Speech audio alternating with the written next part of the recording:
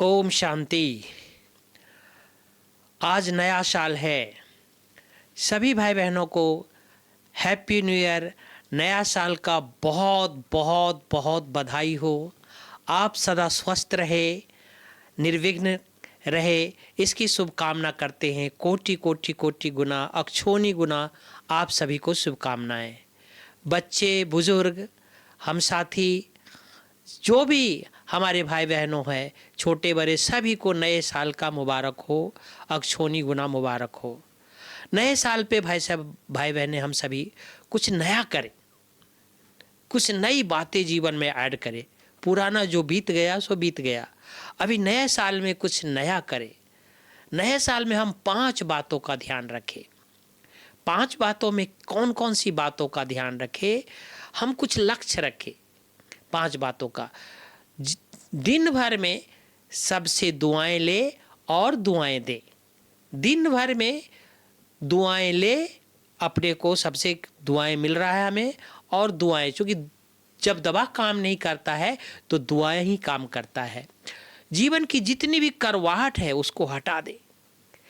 जीवन पे किसी ने भी करवाहट हमें दिया है इस नए साल में, पुराने साल में, तो नए साल में हम भूल जाए, हटा दे।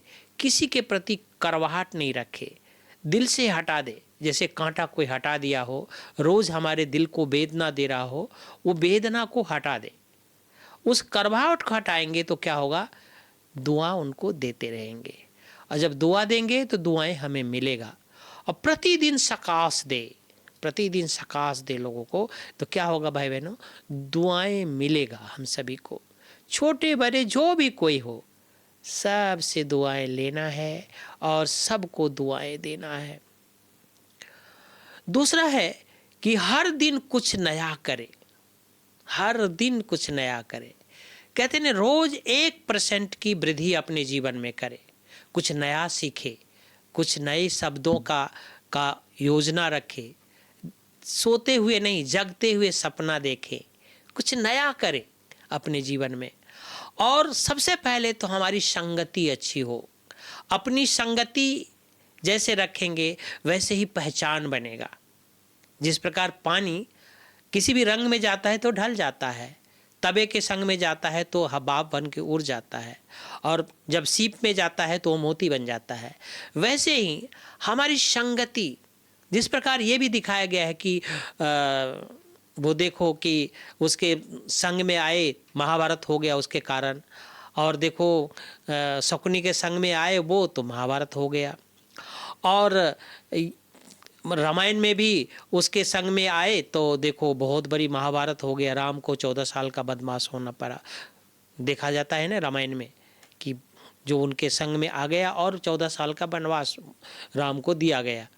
तो हम सभी संग में आकर के बिगड़ जाते हैं और संग में आकर के सुधरते हैं। तो हम सभी संग का बहुत ध्यान रखें। जैसी संग होता है वैसा रंग चढ़ता है। तो संग, रोज के संग का ध्यान रखें और रोज अपनी उन्नति करें।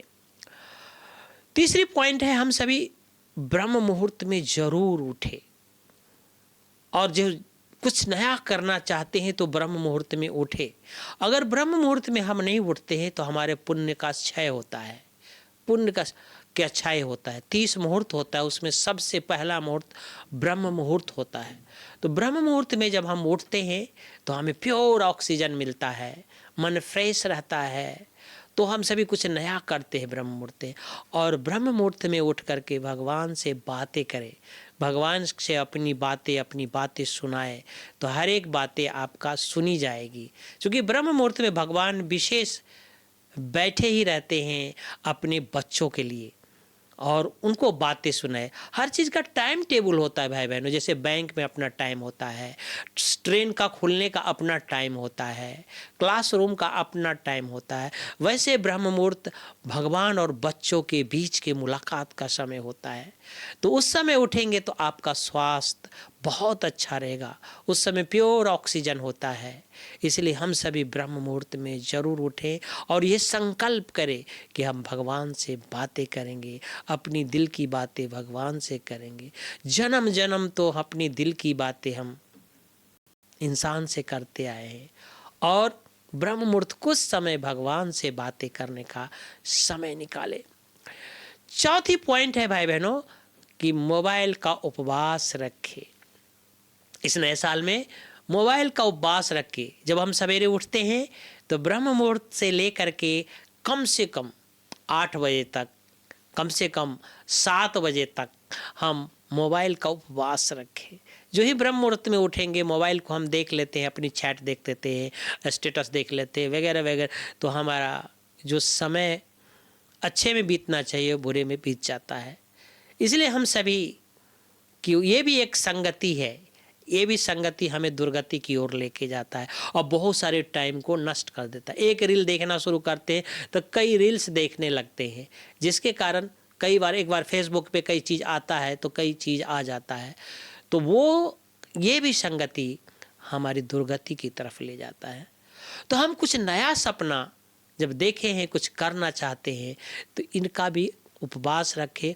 और सोते समय भी मोबाइल को हम जब देखते तो 2 घंटा या 1 घंटा पहले मोबाइल को छोड़ दें, क्योंकि सोते समय हम मोबाइल देखते देखते सोएंगे तो आँखों के अंदर हमारी रेटिना पर असर डालता है, उसका वाइब्रेट, उसकी बहुत सारे रेज हमारे अंदर चला जाता है, जो हमारी स्थिति को बिगाड़ देता है।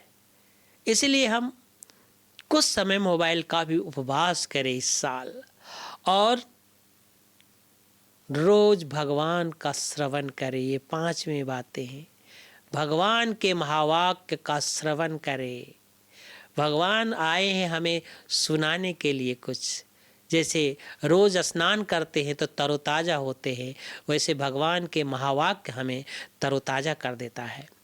इसलिए भगवान के महावाक्य सुनेंगे तो सारी विघन दूर हो जाएगा, सारी विघन नष्ट हो जाएगा। एक ब्रह्म मुहूर्त, दूसरा भगवान के महावाक्य को सुनेंगे तो हमारी सारे विघन दूर हो जाएंगे। जो इन चीज़ को मिस करते हैं उनके जीवन में बहुत सारे विघन आते हैं। इसीलिए विघन को विनाश करना है तो ब्रह्म मुहूर्त और भगवान के महावाक्य को जरूर सुने और ज़रूर श्रवण करे और उसके दिल में रखे। क्योंकि मेरा प्रियतम आया है बहुत 5000 साल के बाद, फिर से अब 5000 साल के बाद आएगा। तो इन साल में 2025 में हम 5 बातों को ज़रूर ध्यान रखें, ख्याल करें कि ये नया साल हमारा अच्छा बीते। जो भी बीत गया उसको भुला दें और नया साल में हम सभी को संगति भी अच्छा करें और सबसे दुआएं लें। और सबसे जब दुआएं लेंगे तो क्या होगा, हमारी स्थिति बहुत बहुत ऊंची रहेगी और कभी भी हमारी संगति बिगड़े नहीं। संगति से ही लोगों की पहचान होती है। आप किसके साथ घूम रहे हैं, किसके साथ खेल रहे हैं, किसके साथ क्या कर रहे हैं, तो वो संगति हमारी बहुत अच्छी होनी चाहिए। ओम शांति। फिर से पुनः नया साल का ढेरों सारी बधाई हो। आपको कोटि कोटि बार आपकी बधाई हो। नया साल आपके जीवन में उन्नति लाए, प्रगति लाए, शुभकामनाएं लाए, स्वास्थ्य अच्छा हो, इसकी शुभकामना करते हैं। ओम शांति। थैंक यू, धन्यवाद।